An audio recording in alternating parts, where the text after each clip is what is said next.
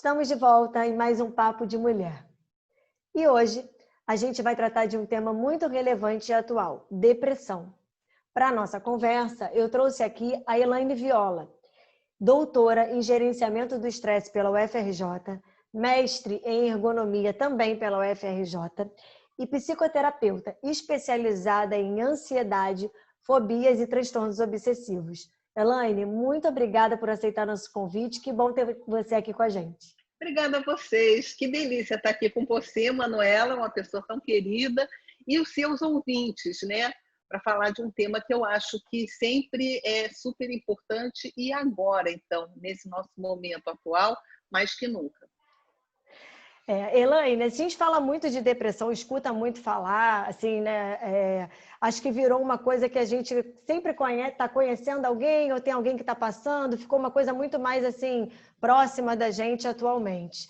E a gente às vezes não entende muito bem a definição, assim, o que é a depressão, que sintomas ela traz. Sim, a depressão, na nossa linguagem corrente, ela é sinônimo de tristeza, de estar na fossa, de estar melancólico, desiludido. É dessa forma que a gente usa o termo depressão, uma forma muito ampla, que não se confunde com o diagnóstico clínico da depressão. A depressão clínica é uma doença psicossomática, né? Que tem muitas manifestações, obviamente, como o próprio nome diz, no corpo. Então, para você diagnosticar uma depressão, Manuela, você tem que ter, segundo o DSM-5, que é o Manual das Doenças Mentais, e a Classificação Internacional de Doenças, nós temos que ter pelo menos 5 de 9 sintomas, persistindo por mais que 2 semanas e expressando uma real mudança de comportamento. Então, tem que ser uma mudança sustentável, né, por mais de 2 semanas, em 5 dos 9 critérios que eu vou até ler agora para você. Humor deprimido na maior parte do dia. O que é humor deprimido? Né?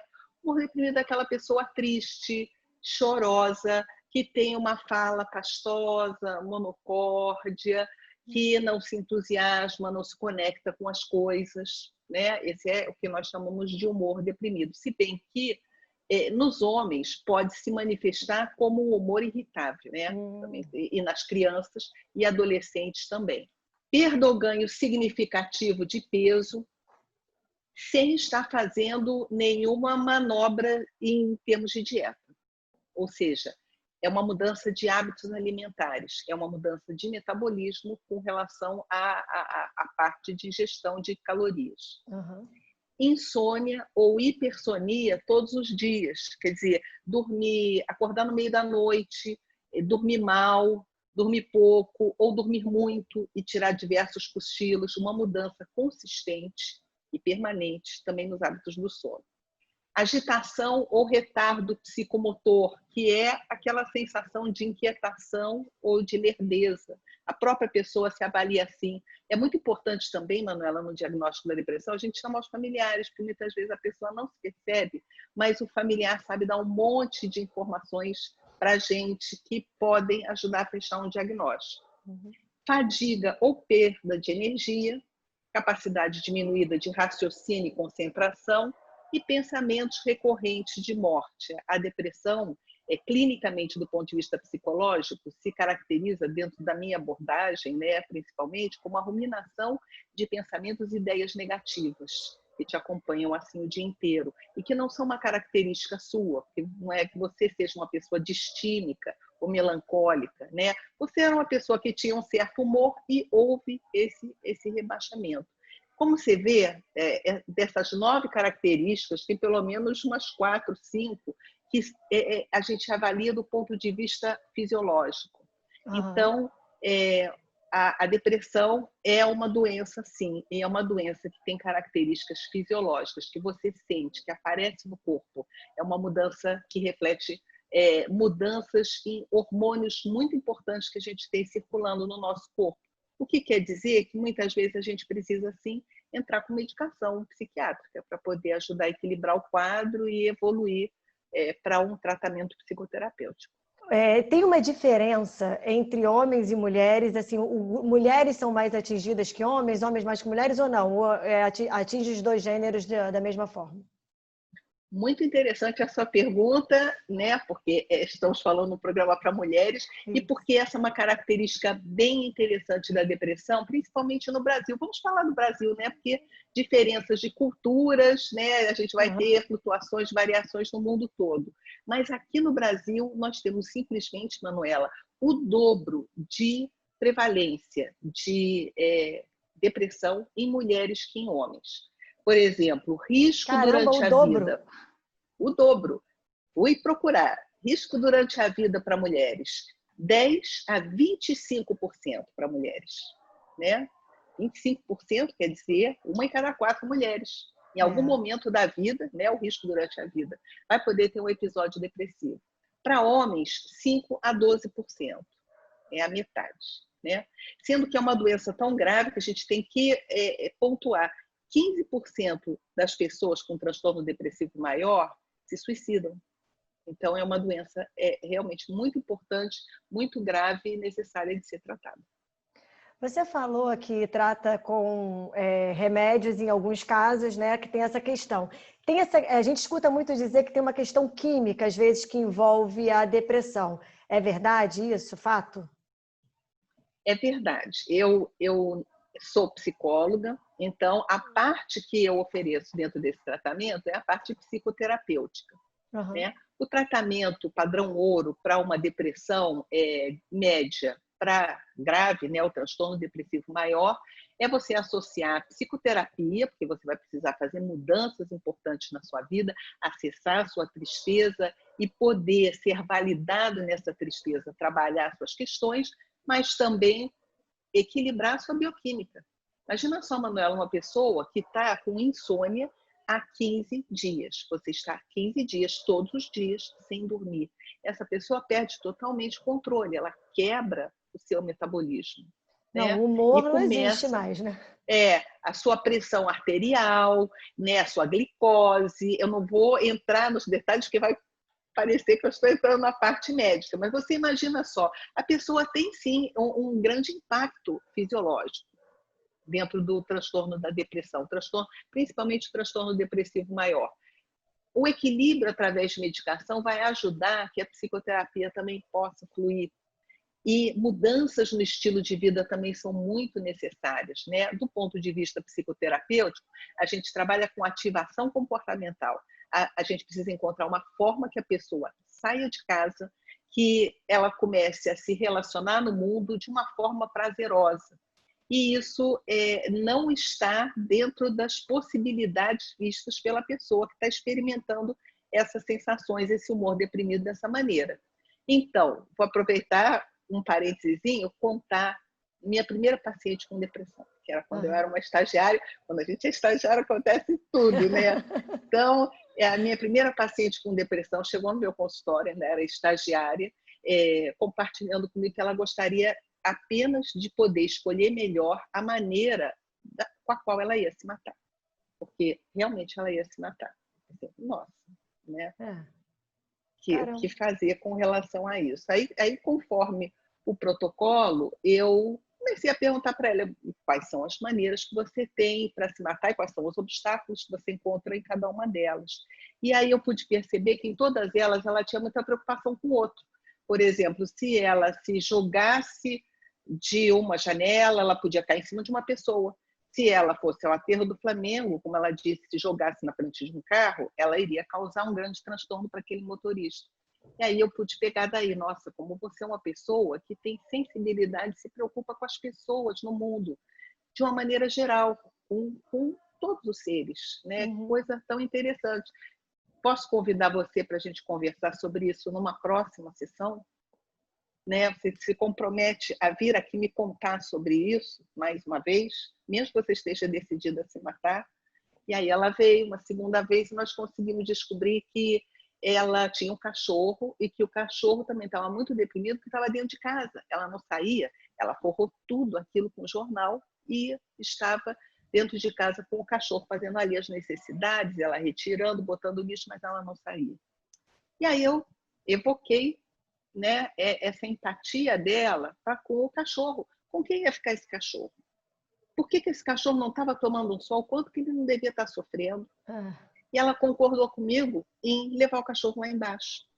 E começamos a fazer um trabalho e fiquei muito feliz de ver essa menina já saindo do consultório, voltou para a sua faculdade de Direito e pôde ganhar o tempo necessário para poder atuar também com uma medicação e reverter um quadro que já tinha se apresentado logo de cara. Esse é um caso muito importante para mim. Né? Porque ela já de cara já tinha apresentado como se não tivesse mais solução. Uma vida humana. Né? A primeira sessão dela era um pedido de socorro. Né? Ela vinha me perguntar como que ela faria para se matar sem prejudicar pessoas. Qual seria a dica que a gente poderia dar para uma pessoa da família que está vendo que tem um querido seu, um amigo, um filho, enfim, um parente, que está entrando num quadro de depressão e mesmo que essa pessoa não se enxergue assim, que dica que a gente pode dar para esse familiar para tentar trazer essa pessoa para um tratamento? Essa é uma pergunta bem difícil de responder, Manuela, porque a pessoa ela está resistente, né? Eu acho que, a princípio, talvez você consiga convencer a pessoa a participar, digamos, em uma sessão de grupos online, com a presença dos familiares, demonstrar afeto, né? Demonstrar o quanto é importante para você que ela acompanhe você. De repente, o familiar pode ir com ela à sessão, ver de que forma para ela seria possível fazer essa primeira sessão. Uhum. É muito difícil, dependendo do grau de depressão, né? Ainda hoje as pessoas têm vergonha? Ainda é uma doença que as pessoas se envergonham de dizer que estão deprimidas? Olha, eu não sei. Eu entendo o que você está perguntando, mas eu acho que hoje em dia se tornou uma palavra do vocabulário corriqueiro comum. Tudo estou em depressão, se você fizer isso eu vou ficar deprimido. Eu acho que as pessoas banalizaram tanto o termo que se você se declara com depressão, eu acho que o mais comum é que os familiares e as pessoas à sua volta não deem atenção a isso. Né? Entendi. Essa Interessante lista o de que você falou. Na sintomas, verdade, é o contrário do que eu pensei. o contrário. Porque como popularizou muito essa coisa de... realmente, você tem razão, porque a gente brinca e fala, tô deprimida, né? Fulano tá deprê. A gente faz essa associação como se fosse uma coisa simples. Então, às vezes, é sério e a gente não está levando a sério. Eu já vi muitos casos, adolescentes, por exemplo, eles precisam da concordância dos pais para poder fazer tratamento. Então, eles chegam e falam, pai, mãe, eu estou com depressão. Não é nada, você está precisando arrumar o que fazer, estudar, isso e aquilo. As pessoas banalizam muito. Eu acho que a invalidação sobre o deprimido é a pior das escolhas e é o que é mais comum que a gente encontra. Agora você falou dos adolescentes. Tem idade para ficar deprimido ou de criança a idoso todo mundo corre esse risco? De criança a idoso, sendo que a maior prevalência é nas mulheres, como a gente já viu, entre os 16 e 25 anos. E algumas abordagens biológicas olham isso e colocam a hipótese hormonal, né, como um predispositor. Embora a gente saiba que os grandes predispositores da depressão, até anotei aqui, são ambiente social hostil e falta de apoio social. Então, esses são os maiores gatilhos. Fatores. Sim, e aí eu acho, particularmente, considerando que a mulher é uma minoria, que está sempre sujeita a dupla carga de trabalho, abuso sexual, abuso psicológico, né? Sobrecarga em trabalhos dentro de casa, menores salários. Então, eu acho que alguma relação deve existir, pelo menos aqui no Brasil, entre o fato de nós termos uma minoria que apresenta essas características e o fato daqui a gente ter essa contagem absurda, né? A outra hipótese também, Manuela, é que já se percebeu que as mulheres conseguem uma autopercepção, um autoconhecimento mais refinado do que os homens. né? O Interessante. trabalho com homens tem que começar sempre no consultório ensinando a nomear emoções, porque os homens não estão muito familiarizados com isso. Eu estou mal, mas mal como? É, sei lá, eu estou chateado, mas é um chateado melancólico ou é um chateado raivoso. E aí você começa a abrir tons sobre tons de emoções que os homens não acessam com facilidade. Eu acho que é por isso que eles transbordam irritabilidade dentro dos seus quadros de depressão e eles também apresentam mais distúrbios do sono do que as mulheres. Não sabemos se é uma questão hormonal ou não. Então, eles ficam subnotificados, porque é muito comum você ter um homem irritado e um homem com distúrbios do sono e um homem com dificuldades no trabalho, com atritos no trabalho.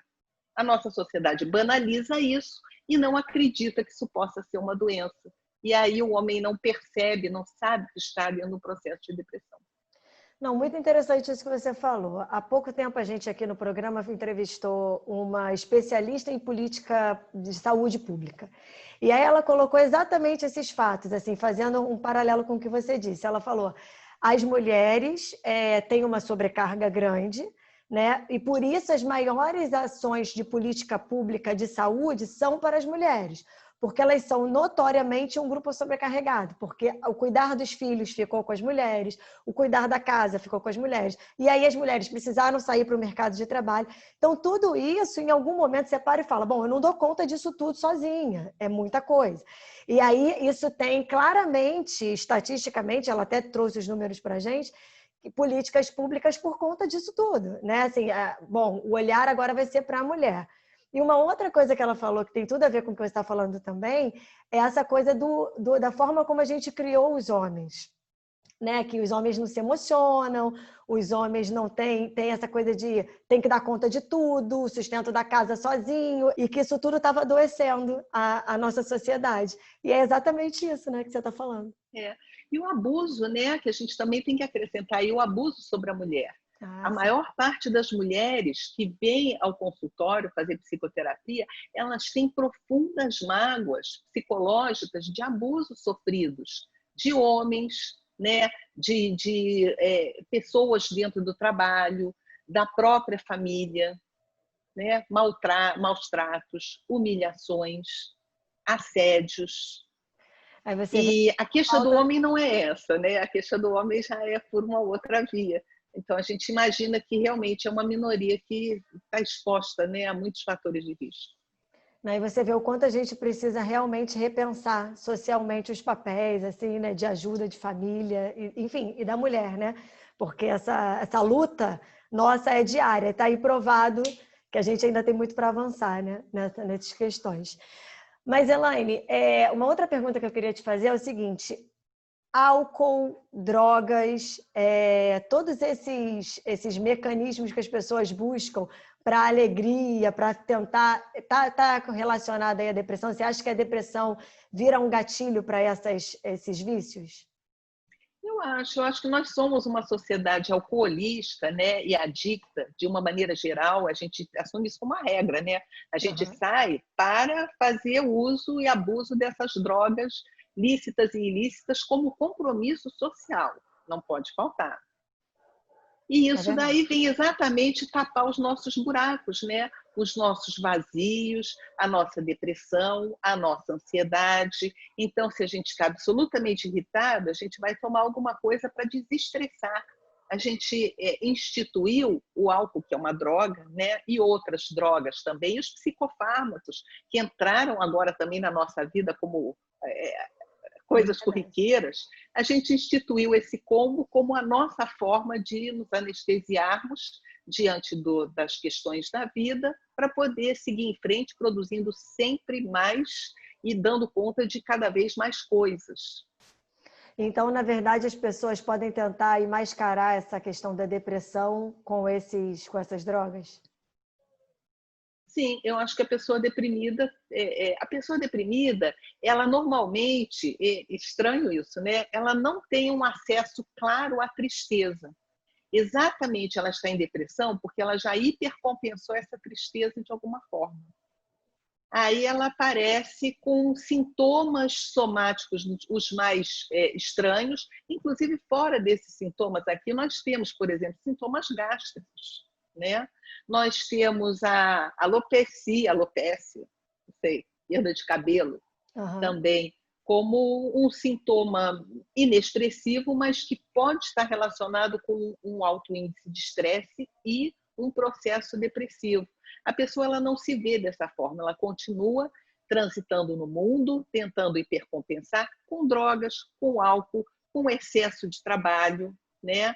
Com muitas farras, bagunças. Agora mesmo vimos na televisão umas raves que estão acontecendo no meio de uma pandemia, um comportamento suicida, né, das pessoas, para poder Uma deixar de ver o que está necessidade acontecendo, de uma anestesiar, anestesia. não lidar com as coisas como elas são. Você acha que nesse período de pandemia aumentou, você já percebeu, ou você acha que vai aumentar os índices de pessoas depressivas? Sim, o índice de pessoas depressivas já aumentou, né? Tem algumas estatísticas aí que já estão acusando um grande aumento de ansiedade e depressão, principalmente nos grupos de apoio de psicólogas voltados especificamente para essa questão do Covid. Porque você imagina só, Manuela, as pessoas estão tendo que passar a maior parte do dia trancadas dentro de casa, mesmo que estejam saindo, né, eventualmente, mas estão ali com o seu núcleo familiar. Às vezes, essa família é uma família altamente adoecida, né? E dentro dessa frustração, muitas pessoas extravasam, né, a frustração em cima das pessoas mais próximas, que são aqueles familiares. Então, estão vendo muito o aumento da violência doméstica, Uhum. né? Que está se tornando quase que uma banalidade, o aumento do consumo de álcool e drogas e, enfim, diversas outras formas que as pessoas estão achando disfuncionais, formas disfuncionais de lidar com tanta frustração e tanto medo, terror que a gente vem vivendo. Agora você tocou, quando a gente estava falando ali das questões dos sintomas, e você deu o exemplo da sua primeira paciente lá ainda estagiária, você tocou na questão do suicídio. A gente às vezes brinca e acha que isso não acontece, mas o deprimido pode ser um potencial suicida. Sim, Manuela, o deprimido, uma pessoa com transtorno depressivo maior tem 15% de chances de tornar-se um suicida. Caramba, é alto, né? É um alto índice de suicídio. E o que acontece? Como ele vem hipercompensando essa tristeza, é aquela pessoa que você olha no Instagram, no Facebook, e ela está sorrindo e 6 horas depois ela acabou de se matar. Então, ela não deixa tantos sinais assim. A gente espera que uma pessoa suicida seja uma pessoa absolutamente arrasada, triste, né? Que a gente possa notar assim, claramente que ela está desistindo da vida, às vezes não. E os sinais às vezes são sutis, né, Elaine? Acredito que São. principalmente ali com os jovens e adolescentes. Sim, os jovens e adolescentes também, né? Eles agora participam de grupos. Essa questão da internet, se foi muito positiva por um lado, tem um outro lado negativo. Eu tenho meus pacientes adolescentes que me contam desses grupos que eles frequentam. Por exemplo, a pessoa acha que está deprimida, aí ela pega e encontra um grupo de deprimidos. Ela não vai buscar um grupo antidepressão, um grupo dos deprimidos. Aí alguém ensina ela que vai doer menos se ela passar a Gillette aqui. E aí ela faz e aí ganha não sei quantas curtidas. Oh, E que eles loucura, acabam, gente. né, curtindo, potencializando isso. São grupos assim bastante arriscados, bastante perigosos, mas que estão na moda. E aí E as torna-se séries de TV também, é tanta coisa, as né? séries de TV, tem um grande apelo, né, sobre o jovem. A internet está exercendo um apelo bem positivo por um lado, mas bem negativo por outro. É Então, um quem tem filho desespero para o pai e para a mãe. pré-adolescente, que ainda tem chance de investigar a parte da internet, esteja atento, porque a internet tem de tudo, né, como dizem. Agora sim, a gente falou aí dos tratamentos químicos, né, dos remédios e da questão da terapia. Muita gente ainda acha que é muito caro e muito difícil. É possível você, com poucos recursos financeiros, cuidar da sua depressão? Sim, hoje nós temos assim uma ampla clínica social, quase todos os psicólogos fazem atendimentos sociais em valores combinados com seus pacientes, né? Porque nós estamos olhando a realidade, sabemos a dificuldade das pessoas, sabemos a dificuldade econômica do país que nós vivemos. Então, como profissionais de saúde também, nós somos sensíveis a isso. Existem, inclusive, por exemplo, nas paróquias, serviços que são voluntariado social absolutamente gratuito. Santa Casa da Misericórdia tem atendimento de altíssima qualidade e de baixíssimo custo. Alguns Porque fica lugares. esse mito aí, então, que é muito caro, que é difícil, mas já tem muitos lugares aí fazendo esse... Os SPAs das faculdades, as faculdades elas têm que colocar os seus estagiários em atendimento supervisionado. Então, toda universidade tem um SPA, né? Que é um serviço de psicologia aplicada, onde você vai ser atendido por uma pessoa que está se formando, que está recebendo supervisão, e o atendimento muitas vezes é gratuito ou um preço simbólico. E é realmente importante, eu acho que a gente comentar isso, porque às vezes as pessoas acham que não tem como, né? Então tem vários recursos aí, vamos procurar, pessoal, que tem muitos lugares aí que vocês vão conseguir atendimento. Porque o negócio é tratar, né, Elaine? E eu acho que o quanto antes, as pessoas às vezes ficam tardando e isso piora, né? Sim, eu acho que é importante a gente também deixar aqui claro que a depressão hoje é uma doença ocupacional, né, daquelas que realmente obrigam um afastamento maior, de mínimo 3 meses, para o primeiro tratamento. Então, ajudar, né, com essa fala, a sensibilizar as empresas para trabalharem na prevenção da depressão em seus funcionários. Ainda mais nesse tempo de confinamento, onde muitas pessoas estão em home office, trabalhando em sistemas de interação, muitas vezes exigentes demais, onde você vai ter reuniões altas horas da noite, vai ter que estar passando e-mails pela madrugada, subtrai todas as coisas da sua vida, intensifica a carga de trabalho e aparece a depressão. Então, temos que repensar também o trabalho. Nesse momento, então, agora, porque a casa virou trabalho, o trabalho virou casa, as pessoas perderam, a gente perdeu um pouco essa referência, né? Então, quando você se dá conta, você olha o relógio e gente, são 10 da noite, eu ainda estou trabalhando aqui, né? E não dei atenção para quem precisava dar, não parei para ter um tempo para mim, né? Ou conversar com meu marido, ou com meu filho, né? Fazer tarefas de casa, almoçar diante do computador enquanto você está trabalhando, quer dizer, você se subtrai do próprio horário de almoço, os intervalos, os contatos com as pessoas, né? Estamos num momento preocupadíssimos também com as demissões que vão acontecer, que já estão acontecendo, né, em função disso. Tudo isso é fator de risco para ansiedade e depressão relacionado ao trabalho. Assim, pegando esse gancho, quais são assim os problemas que a gente pode enfrentar na família com uma pessoa depressiva, na profissão? Quais são assim os problemas mais clássicos, né? Eu imagino que são vários, mas... Bom, o problema do lado do familiar, né? Do lado familiar, do lado do empregador. Você está com uma pessoa que perdeu a motivação, que perdeu o interesse na relação, na conexão, na produtividade. E, às vezes, a gente não consegue trabalhar com esse fato com o acolhimento que é devido. Então, eu acho que o recado para essa parte de lá é poder desenvolver um pouco de sensibilidade para os sinais e sintomas, né?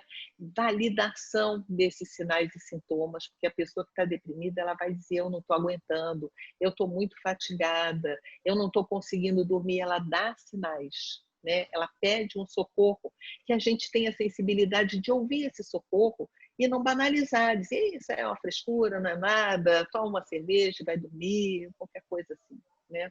Não diminuir, né? Pelo contrário, Não parar para diminuir, ouvir. acolher e ajudar essa pessoa a buscar um caminho de solução. E assim, no final das contas, as pessoas acabam perdendo a família ou os empregos e não se dão conta disso, né? Que é por conta desse processo depressivo, né? Porque se você não consegue se comunicar, não se cura, você vai destruindo aquilo ali, né? E aí você imagina, né, Manuela, uma bola de neve, porque aí você já tem mais situações estressantes e familiares e sociais hostis, né, que não estão sabendo lidar com essa sua falta de conexão e de produtividade, aí piora mais as coisas ainda, não tem volta, né? É um problema que se não recebe uma intervenção, não é tratada, não tem volta. Existem casos de que a depressão dura por longos anos, Elaine? Ou isso já não é mais depressão? Porque às vezes vê, poxa, fulano está deprimido há anos. Há anos seria vamos dizer assim, uma característica da pessoa, né? Quando a gente diz acima de 2 semanas, a gente também não espera que seja uma pessoa que nasceu desse jeito, que está atravessando a vida toda assim. Esse já poderia ser um distímico, né? Ele poderia ter um transtorno assim mais constante, porque imagino que durante essa vida ele produziu, ele estabeleceu vínculos. Então é um modo de ser dessa pessoa. Eu acredito que uma depressão, enfim, ela começa a disfuncionar tanto que não consegue se manter estável e a pessoa se relacionando e produtiva por anos. Agora, sim, a gente está passando por esse momento aí da pandemia e muita gente está morrendo, né? As estatísticas são enormes, o jornal todo dia dando os números de mortos e tudo. E isso faz com que as pessoas que estão em casa também piorem nesse processo? As pessoas que estão em casa, sujeitas a essas notícias, elas estão sofrendo estresse pós-traumático, que é um fator predisponente à ansiedade e depressão, né? Também temos os diagnósticos diferenciais. Você falou no luto, é muito importante. Por que 2 semanas, né, mínimas? Porque a gente está exatamente não querendo enquadrar o luto normal, é uma perda de um ente querido ou uma perda de uma situação importante para você, de uma situação financeira. Essa perda ocasiona essa lista de sintomas. Mas, ao longo de um tempo, você consegue juntar recursos para começar a processar aquelas etapas do luto e seguir em frente. Então, temos que ter o diagnóstico diferencial do luto, nós temos que ter o diagnóstico diferencial do transtorno bipolar, né, onde você tem episódios maníacos, episódios depressivos, e às vezes episódios depressivos tão longos, né, tão claros, que você até imagina que essa pessoa tenha realmente uma depressão. Nós temos a questão da depressão pós-parto, também apresenta todas essas características e muitas vezes de origem hormonal, outras não. Como é grave a depressão? As condições fisiológicas também que você precisa diferenciar. Os transtornos da tireoide dão esses sintomas, né? Muitas vezes, algumas viroses, parasitoses, o próprio câncer pode dar condições fisiológicas debilitantes que podem te induzir a um diagnóstico. Então, o psicólogo, antes de tudo, ele tem que pedir uma varredura de muitos exames, de encontros com o médico clínico, com o psiquiatra, para poder fechar um diagnóstico e colaborar, né, com uma abordagem multidisciplinar para o melhor tratamento. Agora, Elaine, onde que a gente consegue achar você? Qual o seu Instagram? Fala aí pra gente um pouco de você, caso as pessoas queiram procurar você para, enfim, para um tratamento, para alguma ajuda. Bom, eu trabalho presencialmente aqui na Barra da Tijuca, mas atualmente estou atendendo online, elaineviola, tudo junto.com.br. Tá bom, o site então a gente vai disponibilizar aqui para quem quiser aí entrar em contato. Elaine, obrigada mais uma vez, foi ótimo falar com você. E a gente agradece muito pela sua disponibilidade aí. Muito obrigada, acho que você explorou bem o tema, fez perguntas ótimas. Eu tentei. Foi uma delícia conversar com você, você é uma simpatia. Ah, obrigada. Né? Eu espero que as pessoas também tenham compartilhado desse clima tão gostoso, né? Dessa conversa que nós tivemos. Não, eu espero que elas consigam aí se identificar, né? olhar para de repente, para um amigo, para coisa, conseguir ajudar alguém, ou tomar a iniciativa de levantar do sofá e falar, bom, eu estou precisando de ajuda, né? Isso não é vergonha nenhuma, isso é muito importante, né? Exatamente. E assim, falando de um assunto tão relevante e atual, nós encerramos a nossa primeira temporada do Papo de Mulher. Eu também vou sentir saudade, viu? Foi muito bom. Recebemos aqui 15 profissionais, tratamos de diversos temas. E como foi bom? Como foi bom conversar, como foi bom aprender com você. As noites de quinta-feira não serão mais iguais, mas na próxima temporada tem mais. Tchau!